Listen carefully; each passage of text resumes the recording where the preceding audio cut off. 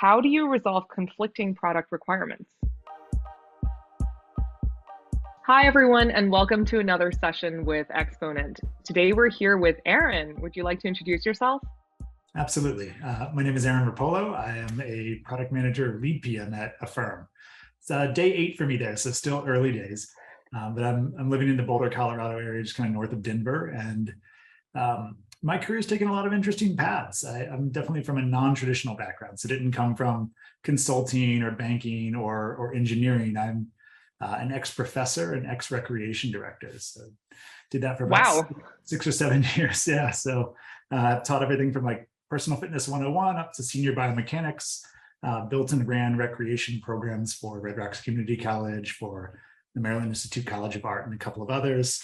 But eventually found that education just moved a little bit too slow for me and didn't have that like, techie, nerdy edge that I bring into a lot of my own passions. So went back to school, earned an MBA at Fuqua, and was able to parlay that into PMing at Amazon. Worked in their international B2B space for a little while, worked in Alexa Auto for 2 years and launched auto mode for the Alexa app and helped them to build out that strategy. Coached by Love Every, a Series B at the time, now Series C startup doing, I don't know if you're familiar with like BarkBox, but essentially like a subscription box of toys for parents ages 0 to 4. They're always developmentally appropriate, and I was brought on board to launch a mobile app for them. Very cool. That app launched, and I was looking for new opportunities to continue to grow, hence being at Affirm. Nice. That really is an unusual trajectory, and I love hearing those stories because I feel like it just I feel like when you keep hearing the same stories about the same paths that people take, it kind of boxes people out. So, you know what? Maybe another session we'll make a video about just digging into your career and how you got to where you are. I'm sure a lot of people would be interested in that. I'd be happy to. I think there's a lot of paths to product, and the skills are mostly about being able to organize, convince others, and listen really well. So Yeah, absolutely. Well, today we're here for a product management mock interview. And my first question for you is, how do you resolve conflicting product requirements? okay, yeah, conflicting product requirements. So I think when I hear conflict and I think about my role as a product manager, I feel like a lot of conflict resolution happens well before the conflict ever occurs. So I think for me to resolve a conflict, hopefully ahead of that time, but before we've maybe reached an impasse with engineering or design or stakeholders, hopefully what I've done is invested in 2 places. One, first and foremost, are relationships. Need strong relationships with the people you work with directly, with your designer or designers, your researchers, your engineers. And the same holds true for your fellow PMs that own other roadmaps. The same holds true for the stakeholders. What that does is it builds a layer of trust. Hopefully it also helps like lend to me some knowledge about what their goals are, what their feet are to the fire for. Because oftentimes a conflict has to do with like misalignment of goals or misalignment of KPIs. So at least investing in those relationships early, getting to know that person as a human and not just as a colleague, I think really helps. And it allows you to feel comfortable maybe ahead of a known conflict, saying like, hey, I know that I said this was a P0. We've rescoped it. There's no way it's going to make the cut line. It's going to be a P1. That becomes a private Slack message or like a 10-minute Zoom call before it becomes an official document that's reviewed by a large group. So I think investing in relationships first is key. The other big thing ahead of a conflict is to develop really good mechanisms. And that's stealing a term from my time at Amazon, but a mechanism is really anything that helps to achieve a desired outcome. And the idea here is that for stakeholders, especially, you want to give them self-service mechanisms. A lot of times they're working off hours. We all work, largely like international companies these days. We don't want them to have to ping the product manager or the designer or the engineer. We don't want to bottleneck them in their roles. So we need to give them up-to-date access to a roadmap, easy filters on that roadmap so they can see the things that they care about when they're going to be delivered. And you also need to develop input mechanisms where you're regularly soliciting input from your stakeholders and updating them on your expectations. So I know that's a long kind of intro into how I would resolve conflict, but I wanted to say that by laying that groundwork, I think that you resolve a lot of conflict from the get-go. And then Hmm. as conflict arises, you have a foundation of trust to kind of build it off of, and a paper trail to point back Yeah. to, hey, actually, we talked about this for the last 3 months. It's continues to be below the line. Yeah. But that doesn't always work, and it will inevitably fail. So I think for me, it's starting back at the beginning of the product or the feature that we're trying to launch, like the Hmm. why. There's a why for the business, like we're trying to drive certain KPIs. There's a why for the user. Sometimes you're on like a two-sided market. There's also like a why for a merchant, similar to kind of where I'm at Affirm. But ultimately, what you want to start with, in my mind, is to align on like the ultimate goal, and maybe even try to stack rank those, because oftentimes you're trying to deliver the best thing for the end user, but it Hmm. maybe cannibalizes something internally. If Yeah. you reach that alignment, oftentimes just by having that discussion, writing it out, you're able to overcome that conflict. But if you're not, a really important thing to do as a product manager is to escalate, and escalate quickly. If you allow these conflicts to kind of fester and sink the ship, then you lose your speed and Hmm. you lose your time to market. You lose the trust of the engineering team, and you kind of degrade your brand internally as like a PM who can get things done. So I Yeah. think it's important to go like, hey, like Nima, you and I, we're clearly not reaching an agreement here. Let's call in, our managers. Let's have a discussion at a higher level and see if we can reach alignment there. And Yeah. it's not meant to be aggressive. It's not meant to be a conflict. It's just saying like, hey, let's pull the end on cord. Clearly, we can't see eye to eye. You've got a great argument. I've got a great argument. Hmm. Let's get some help to figure this out. Um, Yeah. That there's makes sense. Thank you. There's maybe a couple of other conflict types that come up in my mind, or maybe ways to resolve conflicts. So again, let's say that maybe we're not aligned, or we're not sure, the conviction's not there. I don't have strong data to show like when we launch feature X, we expect Y to go up and Hmm. Z to go down, and that's a desirable outcome. And maybe it's a risky proposition. We're trying to do something ahead of a Black Friday, Cyber Monday, or we're trying to launch something that may harm our core product, but we think it'd be really valuable as a bet. There's other things you can do. You can take a step back from launching. Hopefully this has been agreed upon early, but sometimes we get ahead of ourselves. Sometimes we get siloed.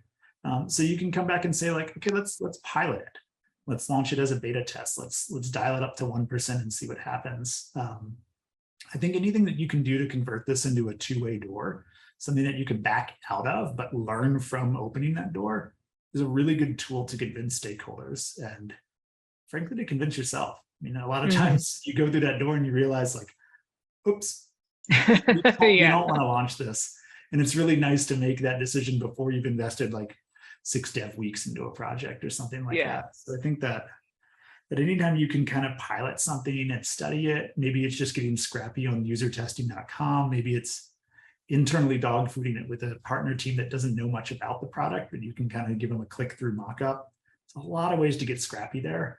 And that form of conflict resolution in my mind is really similar to the same conflict that comes up with engineering, where they're like, cool, that's 20 dev weeks. Like, uh-oh. And it requires like ideation, getting scrappy. Hopefully, again, maybe as an upfront measure, the tech and the code base well enough, and you can help the solution these problems and go like, actually, what you've proposed isn't necessary. We can cut back that scope. And if we Yeah. didn't do this, I don't know, fancy ML model, and instead we just, I don't know, got scrappy and updated the experience for customers on a nightly basis. So maybe it didn't update session per session, but it updated day over day. And it just was essentially like an ETL that Mm. pushes new values to like a content ranking system. Yeah. There's ways you can get creative as a PM to kind of cut away at engineering scope, cut away at design scope, and still get something out the door that comes across initially as a requirement conflict, but it's actually more of an implementation conflict. Yeah. Um, I think the last thing that's really important is like to resolve conflict. A lot of times you just need to have conviction. If you don't believe in this yourself, why are you doing it? I think a lot of times we as PMs feel like we've been given some goals from on high, and it's really easy to go like, well, I'm doing this because the highest paid person in the room said so. That's not a good reason. The good reason is because we think it's going to boost the KPIs the way we do, or we think it's going to create a really great customer experience. Mm-hmm. And as a product manager's job to develop that conviction. And if you can't convince yourself, then you should be telling everyone that this isn't a good idea. Yeah. So I think having conviction coming in really helps to kind of resolve that conflict. And if you don't have that conviction, you probably shouldn't be pitching this, and there's likely other priorities. Yeah, you're your first litmus test for this. Do you believe it? So. Yeah, without a doubt. Yeah. So for me, that, like, if I had to break that up and maybe elevator pitch it for you to kind of sum things up, I think a lot of conflict management for product managers is done ahead of time by like good relationship management and really good mechanisms to keep everybody on the same page. But it doesn't do everything. And a lot of it's about approaching the conflict without a strong ego, but a strong desire to do the best thing for the collective. And that can show up in terms of like willingness to step back and pilot, willingness to get scrappy and reduce scope, and willingness to escalate when you feel like your conviction is there, and saying like, no, I really disagree. We're not going to come to an agreement. Let's bring in somebody else to help make this decision. Yeah. Okay. Thank you. I want to switch gears a little bit and ask you to pick a product of your choice. What are the goals of that product, and what's in your monthly business review deck for the leadership team for that product? Okay. I'd love to double check with you. Do you have any preferences on product? Like, do you want to stay in tech? If tech, like hardware, software, or do you want to go non-tech? And it's kind of. I think we can. I'm actually going to leave it up to you. Whatever product you feel like you're most comfortable to speak on, I'd like to hear that. Yeah, I'm going to go a little bit outside of my wheelhouse then, and something that I'm a customer of but have never managed myself, and that's this guy, the Aura. The Aura, yeah, okay. Who's like had a lot of press, both good and bad recently. Yeah. I think a major competitor just launched, and it's a space that's like, in terms of Fitbits and Apple Watches and Garmin watches, it has a lot of competitors. So like fighting for differentiation is kind of tough. And I think Aura, to kind of give the viewers, it sounds like you're familiar with it, which is awesome, but to give everybody else an idea, it's a ring, it's a smart ring, and it's aimed at giving you more information about your body and like how, especially how you're sleeping, but also how you're performing in the gym, and also helping with things like meditation, giving you reminders to stand up every hour and get away from the desk. So it's a pretty comprehensive tool. And I think there's probably a couple different user bases of this tool, but I want to start with saying that it's a premium product. I mean, the marketing brings in like Michelle Obamas of the world, the Prince Harrys of the world. This is like a $300 to $400 ring with a subscription on top of it. It is not an Amazon Halo, $5 a month type of a deal. Yeah. This is competing against probably the likes of Whoop or an Apple Watch in that case. So it's not inexpensive. It flies under the radar, and it can be seen as a bit of a status symbol, and that shows up in a lot of their marketing. What that means, though, is that they need to convert heavily on all of that marketing. It's expensive marketing. So I think the goal of Aura overall, though I'm going to focus on one feature, is to see like a return on their investment in marketing, and to convert users from like through the traditional funnel of like discovery all the way through to purchaser. And then the other big one for them, especially with the subscription fee, is going to be user retention once they get them there. So with Aura, I mean, they've got a captive audience of folks who are generally going to be higher income to be able to afford, essentially like $400 ring, and then another, I think it's like $60 to $80 a year. Okay, I thought you were going to say per month. I'm like, what? No, so I happen to be an early adopter, and I got grandfathered in, so I don't actually pay monthly fee. But there is a monthly fee now between probably like $5 to $10 a month. If it was $60 a month, that would be insane. It would have to you become Spider-Man. You can shoot string out of your hand. Straight up gym membership. Jeez. Yeah, Yeah. but that means that their users are either like very engaged in their own fitness and wellness. They're like a quantified self person. Maybe they're very engaged in their health. They have an underlying health concern and they care about these things. But what that means is they're always launching new features to be able to use actually pull it off really quick and we'll see if we can see it. But to use like the small sensor array that they've got built into this thing, kind of showing up. Okay. Yeah. Recently, they launched a brand new feature. It's called SpO2, and which is it shows your blood oxygen saturation while you sleep. Pretty complex stuff. So, like, what are the goals for this product? I alluded to it before, but like ultimately, if I was the PM launching blood oxygen sensing, I think first and foremost, I'm trying to differentiate this product. I'm saying like, hey, you might have a Fitbit. It doesn't do that. We can. So you're trying to say like, this is continuing to double down on that premium product piece where they kind of fill that market niche. The other goal here is user retention. So like, hey, you bought this ring a couple of months ago. It's pretty expensive. And you started looking at your Netflix and your Spotify and your HBO, and you're like maybe wanting to pare down on the subscriptions. How can we keep you in terms of a user? So I think user retention and user acquisition are the two major goals. But within that, it gets a little bit more complex. So within that acquisition funnel, I think I mentioned it before, we've got like, now we're offering a differentiated feature, and that helps to like, this is a purchase that is substantial. It's a purchase folks are going to look up on Reddit. They're going to look at the website multiple times. It's not an impulse buy. Therefore, like, you want them as they're comparison shopping against other similar status symbols and health trackers to see this and go like, because they've got oxygen saturation, I'm going to purchase it. So it becomes like a buy for a certain subset of users. On the retention side, what we've done is like, the goal here is to create a high value feature that drives usage, drives engagement. And then through that usage and engagement and through that like acquisition funnel, both are hoping to drive either potential or current user education. Because what you're doing is you're kind of bringing them and leveling them up, making them feel like the smart person in the room about their own health.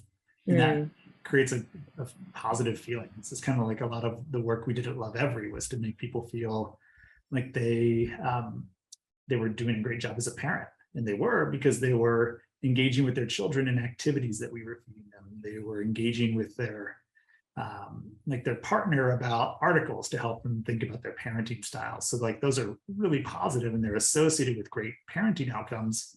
But that good feeling that was generated by engaging with that content also is associated with subscriber retention. I think the same play is evident here. So ultimately what we end up with then are hopefully existing users that are driving referrals, and we end up with this kind of flywheel of users that are retained also driving new acquisitions. But that's sort of the broad spectrum. Does that jive with you, Nema, or do you feel like maybe I missed anything on the goals side of the house? I think from a high level perspective, that makes sense. Would you mind summarizing some of the things that you just mentioned? Yeah, so Aura is an expensive product. It's not market product, and it's in a fierce market. So they're seeking to differentiate their product with the purpose of, or like the end goal of being able to acquire new users and to retain existing users. And maybe some sub bullets of within generally the retention, but there's a user education bullet in there that we want to see. And there's a engagement with the feature, or at least engagement with the app bullet on a regular basis. Now, for me, and are we speaking specifically about the blood oxygen concentration feature, or just about Aura in general as a product? A little bit of both. So I think the blood ox feature itself is achieving those goals, which to me tells me that like, this is a core product for them. It's like continuing to drive that acquisition retention flywheel. And by no means are these the metrics that we would talking about an NBR, but I at least want to make sure that we're aligned on kind of the why behind this, Sure. because we're never going to really be able to measure like directly like user education or Yeah. that it felt like the smart person in the room. So we have to use other underlying metrics that we can measure to kind of say like, yes, we're hitting our targets. And when we launched SPO2, like this was a success or, a flop. Yeah. Yeah. Okay. Yeah, that makes sense. Sorry, I cut you off. You wanted to say something else. No, I think for me, it's just kind of transitioning into like the next phase of like, how would we, like, if I owned reporting for this, like, what would that look like? Yeah. How would we structure it? And what are like the key data points that would maybe fit on a one-page dashboard? Yeah. This is mobile. This is consumer. And it's very much about like creating a premium experience. So Hmm. for me, I would tend to gravitate towards using a framework like Google's Heart framework. That's something that was developed by their, like, I think their UX core team, but the idea is that it's sort of mutually exclusive, collectively exhaustive, to like use that consulting feel, but or MECE, as you've heard. But the idea is that you measure happiness, you measure engagement, you measure adoption, you measure retention, and then you measure task success. And within those, there's like umpteen options you have within each, but you kind of determine like for your product or for your feature, what are the important ones? And as long as you've got kind of a leading KPI, at least one in each, you may not even focus on one as a goal for like a quarter, but at least if you've got one in each, then you have kind of like the dashboard in your car, the temperature of your engine, how fast you're going, the RPMs and all of those things. Yeah. Heart is that similar idea. Like I have all the right gauges in front of me. And whether it's in kilometers or miles, like that's up to you and team and leadership to figure out. So if Yeah. you're okay with it, I'd love to kind of talk through an MBR sheet in a heart framework. Sure. Okay. Yeah, sounds good. I'm gonna go through it alphabetically just because I think it's easier, but I'll say that I don't think happiness is like the first thing that I would put on that MBR sheet. It's and if I did, it would be more to frame up like an anecdote and a star rating or an NPS score. But it is not like user happiness is certainly correlated with retention. It's certainly correlated with acquisition through referral and word of mouth, but it is not the leading KPI here.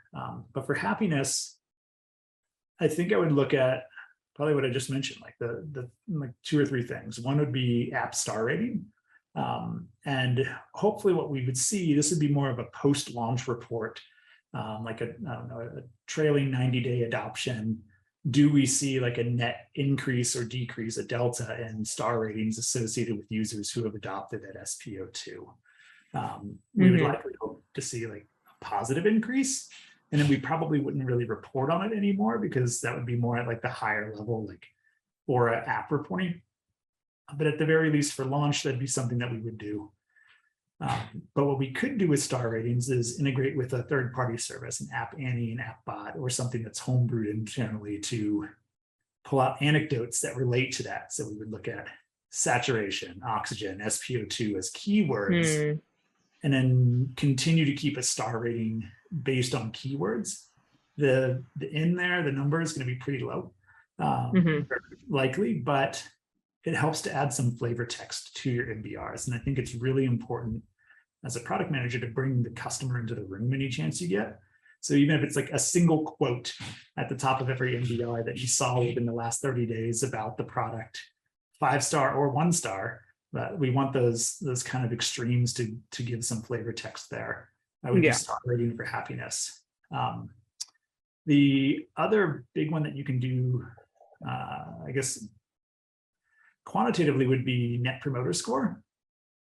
A little harder. You have to build that into the app. You'd have to have some sort of a survey mechanism that asks users, how likely are you to recommend this product? And then somehow you'd also have to attribute that to the feature. So maybe it's a feature NPS score, which you could do, but you also risk kind of oversaturation of surveying your existing customer base. We don't want to do that. So that might happen during beta. And we might set like a hurdle NPS score. But after that, I think that may kind of fall off with our beta group and not something we do again. Or if we're seeing some of these other like engagement and adoption metrics flagging, we might spin up research and do a net promoter score Yeah. as part of that to kind of understand. But I want to mention it. So Oh, go ahead. considering that both of these are very reliant on direct feedback from the consumer, what happens in the situation or in the event that one of these is gamed? So that we always hear about, the customer wants to have a voice, and one of the best ways for them to have a voice is to just rate in the App Store. And sometimes that happens through campaigns of people coming in and like giving reviews. How do you deal with that? I think at least the product manager or whomever is responsible for that reporting, I think there's a little bit of different structure depending on the team, should be keeping their finger on that pulse. And if we see like review velocity go up massively over a period of time, then hopefully what we're doing is either like I'm directly seeing that because I'm looking at these metrics on a daily, weekly, or monthly basis, or the analytics team is seeing this and bringing that to me. And we have that trust where they can go like, hey, this looks weird. What's going on? Yeah. Because what it should do is spark curiosity, I think. And it should come up in an MBR where it's like, hey, we actually saw, normally we see the frequency of like 5 reviews that mention SPO2 every month. We saw 50, 10-fold increase. That should be registered in my MBR. Even if we scrub the happiness section overall, it should come up in like a highlights section. It needs to be elevated to that. Yeah. What you do after is you work scrappily if you're at a startup or cross-functionally if you're at a larger company to start to understand, was there a Vox article that came out about this feature? Are there Reddit threads that have irate or maybe really delighted customers? It kind of goes both ways. Yeah. I think about MySpace, not MySpace, but like where I'm at right now at Affirm, and even in the last 2 weeks, there's been a Vox article on buy now, pay later. Not a great one. There's also been like a very favorable Wall Street Journal article with our CEO. And those two things are going to drive customer contacts. And it's important to have good ties to your PR team, good ties to the marketing teams to kind of understand the environment and like what may be changing and what could be influencing something like a happiness metric. Same goes for all the rest of them, but I think it's a good what you don't want to do is hide from it. Sweep it under the rug, and then you have a VP go like, hey, I noticed this thing, WTF. And all you have to do is stutter. Like that's one of the most important things you can do is own it. Or just throw your customers under the bus. Yeah, not ideal. I feel like that happens a lot in the B2B space. Because those customers have a face, you know who they are, and you can be like, oh, that Aaron guy, he's just really hard to work with, and that's why we don't have a conversion of features with that. So but I'm going a little long, so I'm going to see if I can go back and talk through the rest of this heart framework. So to kind of refresh, we had happiness as the first one, H. The next one's engagement. I think that this is likely going to be the most important metric that I'd be looking at as the product owner is like, and this is, down funnel from adoption and retention, but engagement with the SPO2 features, kind of really what I want to see. And I'm thinking maybe 3 different ways to look at this. The first would be just gross engagement. Like in terms of views of the feature per X period of time.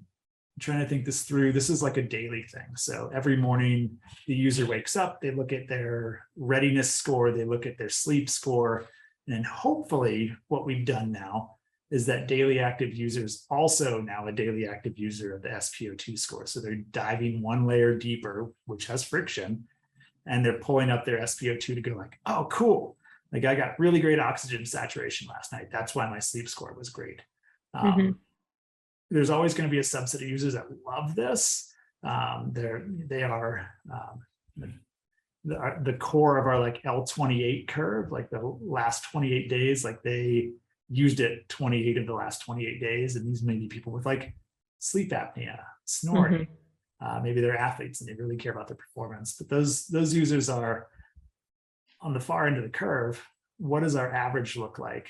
And is that changing as we maybe work on feature education? Is that changing as we maybe change where that feature is promoted? Instead of being 1 or 2 layers deep, if we bring it front page, where we give users the ability to select that. Like those changes in engagement, I think are really important to look at on a week over week, month over month basis. But probably the key metric for me would be something like a DAU over MAU, daily active user over monthly active user.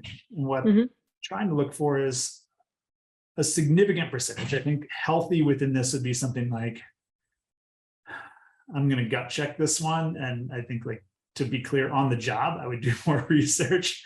I'd work with our UX research team and folks who understand statistics better than I do to really come up with a bar. But just using gut for the interview purposes, I'd say it's probably something like 60%. We'd want to see a daily active user over monthly active user of 60%, meaning that of folks who use the SPO2 feature on a monthly basis, 60% of them also use it on a daily basis. I would say, like, we've got a pretty strong product health or a pretty strong feature health there in terms of engagement. Yeah. The last one, and this is interesting to see, is like, of users who engage with SPO2, do we see deviations, positive or negative, in gross engagement overall? Are they engaging with other features in the app? Are they engaging with the app overall more often? Because it may be like a make or break feature for some customers. And like, since we launched it, maybe we see like a certain subset light back up, and now they're back in the app every day and they're looking at their sleep score every day. So I think there's kind of a like causal lift is maybe how I would call that. Yeah. I want to respect your time. I know that we're running a little long, so That's fine. looking at the next letter down, we have user acquisition. This is like, of users who have been exposed to this feature, or I guess it's adoption, like how many actually use it. This is likely measured early in beta, but from my MBR slide, it's essentially just a ratio. Hopefully we see a pretty steady ratio. I think that there will always be users.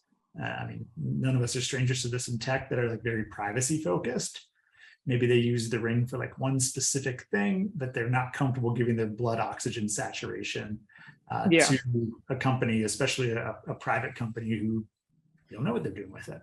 So I think there will be a subset of users who turn that off at the get-go. There are also some negative outcomes of a feature like this.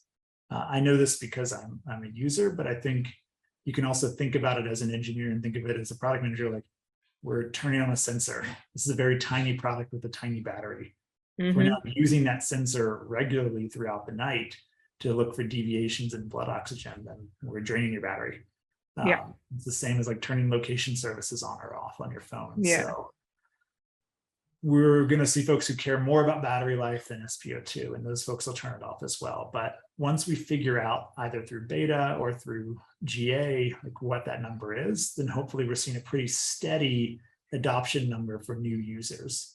If we start to see that change, then we know that there's likely been a change in the way that the app is structured, the way that we've done user education, or the way that our marketing is, which again kind of brings up that curiosity reflex. It might not be a bad thing. We might decide, like, this isn't what we want to hang our hat on from a marketing standpoint, and it does reduce our user adoption, but we're okay with it because overall, macro level, adoption, retention are better.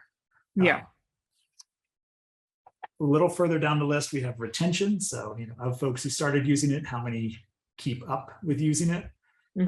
It's really similar to engagement, and it's similar to adoption in that this is likely going to be a pretty steady metric, and what we'll likely see is some sort of a drop off. So of users who began using it, like, what does that curve look like in terms of what's the right way to phrase this? This is always an area I struggle with a little bit as a PM in terms of retention, is like, what is this called? Okay. Can you If it's, describe it? what was that? Can you describe it? Yeah, I almost want to think of it as like just kind of a user base. So like we have X users, right? But of that group of users, we have active users. Uh-huh. Then there's a slice below that that are lapsed users. These are people who like last week were active, now this week they're not using the feature. We have Yeah. reacquired users. These are folks who last week weren't using it, but this week they are. Yeah. Then we have net new users who we didn't see in last week's cohort, but they're in this week's cohort and they adopted. So Yeah. it's like called, I think it's a quick ratio is what it's called. But you end up Okay. with a quick ratio. And a lot of times for a feature, again, this will remain pretty steady with like a trail off over time as that feature becomes less exciting and users adopt other features, unless Mm-hmm. it remains core. But as you experiment internally with enhancing this feature, enhancing user education, making it part of the onboarding process or not, doing a push notification strategy saying like, hey, we noticed you haven't used this in a week. Maybe you want to give it another try and check it out. Then we should see some deviations in that in our MBR. Lastly, we have task success. This Mm-hmm. one gets really nuanced, and a lot of times I wouldn't put it in an MBR. It might be come up as a highlight for like the Eng team, and for myself, it's something we might monitor on a pretty regular basis, especially release over release, because what it tells us is like, did something break?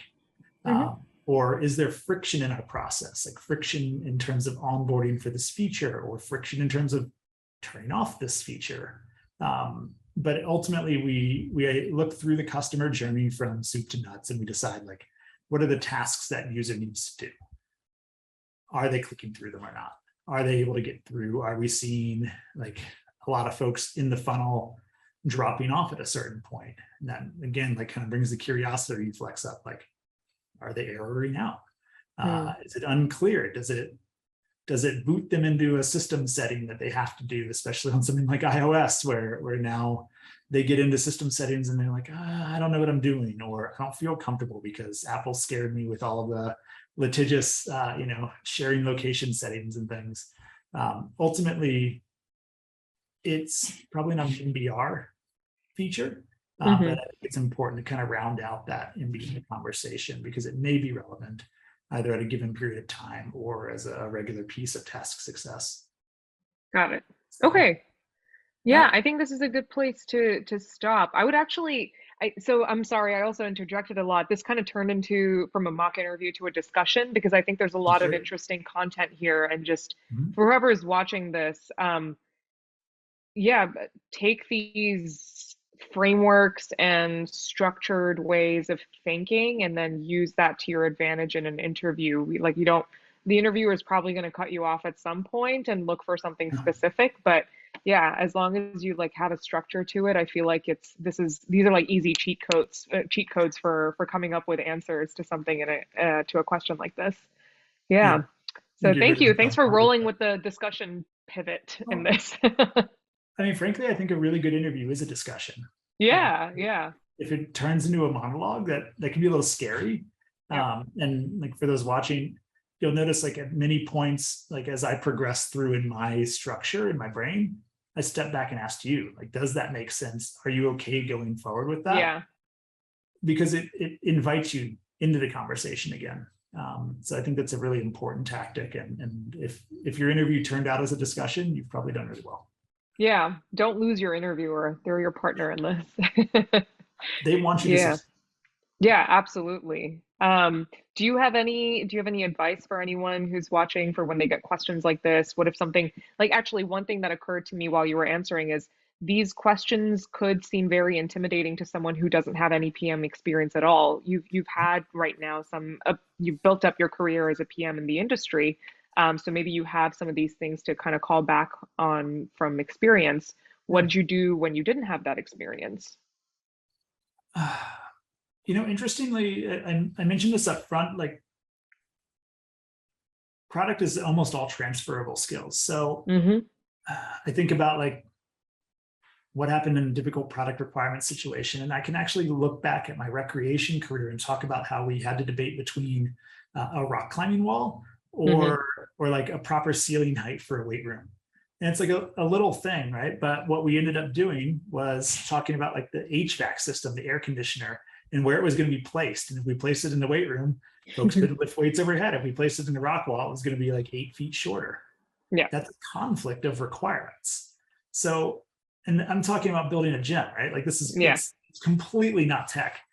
I think almost everybody can find examples. So the best thing you can do is look at some of these common questions and prep yourself through something like Exponent and decide how you want to tackle questions like this and then Hmm. stick to it. Like a framework is just a tool. There's Yeah. no magic framework that gets you the job or impresses the interviewer. And there's a lot of different ways to answer this question. I could have easily, there's another framework called GAME, like goals, actions, measurement, and then I can't remember the E, but evaluation, like how you, like there's Hmm. many different frameworks you can use for this question. Yeah. Pick one that flows for your brain and Hmm. then stick to it, but also be comfortable tripping up, not knowing the answer. I mean, this is a mock interview and I'm still like, crap, what was the retention thing, right? Like I should Yeah. know this off the top of my head, but it's okay to struggle a little bit. It shows that you're human. And a really good tactic is to say, like, I don't really know what I would do there, but here's how I'd find that info. Or on the job, I would have a much more robust, well-rounded. I'd look it up on StackFlow. I'd look it up. Uh, Yeah. I'd consult with our UX research team. But my gut is this: like, those are kind of acceptable shortcuts in an interview, in my mind. They don't work for Yeah. everybody, but Yeah. I think that's great advice. Thank you so much, Erin. It was great having you here with us today. I hope we get to talk in the future. I'd love to maybe tell the viewers a little bit more about your career. That sounds really interesting. it'd be a lot of fun. Thank you, Noah. Yeah, Good absolutely. Thank you very much. Thanks, everyone, and good luck with your future interviews. Thanks so much for watching. Don't forget to hit the like and subscribe buttons below to let us know that this video was valuable for you. And of course, check out hundreds more videos just like this at tryexponent.com. Thanks for watching and good luck on your upcoming interview.